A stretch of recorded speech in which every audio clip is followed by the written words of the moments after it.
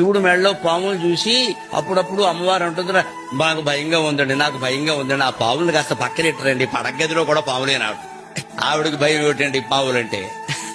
కానీ ఒక భార్య ఎలా ఉండాలో అలాగే ఉంటుంది భర్త దగ్గర. తన ఐశ్వర్యాన్ని, తన శక్తిని ప్రదర్శించాల్సిన అవసరమే లేదు.